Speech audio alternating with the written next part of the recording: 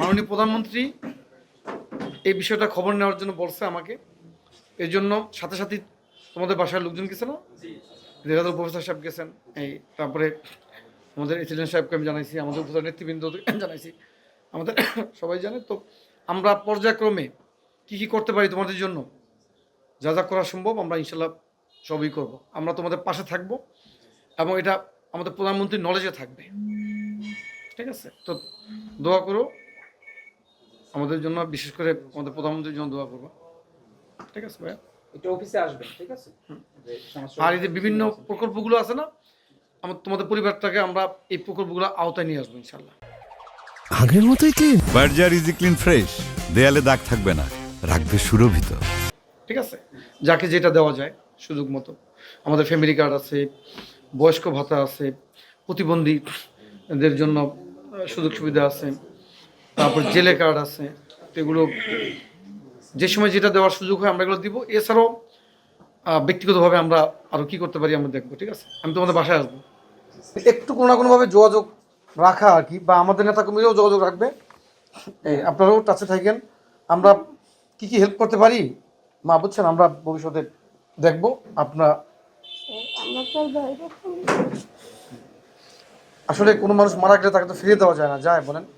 এটা তো আসলে প্রকৃতির নিয়ম, আল্লাহ মানে বিধান এরকমের। নির্বাচনের সময় আমি আসছি সিটান কাজ করি, কাজ করে খাই। আগের মতোই clean. Berger easy clean fresh, দেয়ালে দাগ থাকবে না, রাখবে সুরভিত। ওই বুদ্ধিতে আইয়া কথা কয়ে গেছি, আর কথা বলতে পারিনি। আমার প্রিন্সিপাল তো এটা কোঅর্ডিনেটর, একটু খোঁজ খবর রাখতে। ঠিক আছে, কে মানে আমাদের কাকা? ও আচ্ছা, ও আসলামপুরিটা। আর আমাদের সরকারি যে প্রকল্পগুলো আছে, যেমন ফ্যামিলি কার্ড থেকে আরম্ভ করে যেটা যেভাবে আপনাদেরকে যখন যেটা দেওয়া যায় সুযোগ আসলে আমরা ইনশাল্লাহ দেবো। ফ্যামিলি কার্ড মানে আপনি তো বিধবা কার্ড, মানে বিধবা কার্ড পাওয়ার সুযোগ আছে। বিধবা কার্ড পাইছেন? আচ্ছা আচ্ছা, ফ্যামিলি কার্ডের আওতায় আপনারা আসবেন, ফ্যামিলি কার্ডের আওতায় আপনারা আসবেন ইনশাল্লাহ। এই ঈদের পরেই আমাদের পুরো উপজেলার যে এখানে যে প্রোগ্রাম, পাইলটিং প্রোগ্রামের মধ্যে আমাদের উপজেলা আছে, তো আমাদের পুরো উপজেলায় আসতেছে, সেক্ষেত্রে আপনারা আসতেছেন। আর এর বাইরেও আরো যদি কোনো সুযোগ থাকে আমরা বিবেচনা নিব। 15 বছর আমলিক ক্ষমতা আমার ভাই করে ফিরেছে, আমিও বাজার উঠতে মাইদুর খাইছি, কিন্তু কাজ করে খাই। আমরা কিছু করি না, কোনোদিন ক্ষতি করি না। জেলেদের জীবন তো একটা ঝুঁকিপূর্ণ জীবন, ঠিক আছে, এটা আমরা জানি। তারপরেও তারা নদীতে গিয়ে মাছ ধরতে বাধ্য হয় জীবন জীবিকার তাগিদে, এবং সাধারণ জেলেরা কিন্তু খুব সাধারণ জীবনযাপন করে, তারা অভাব অনটনের মধ্য দিয়েই তাদের জীবন পার করে। এই জন্য ঝঞ্ঝা বিক্ষুব্ধ সমুদ্রের মধ্যেও তারা যেতে বাধ্য হয়। আমরা তাদের পেশা থেকে তো তাদেরকে সরাতে চাই না এবং সরাতে পারবো না, যেহেতু এরা তাদের জীবিকা।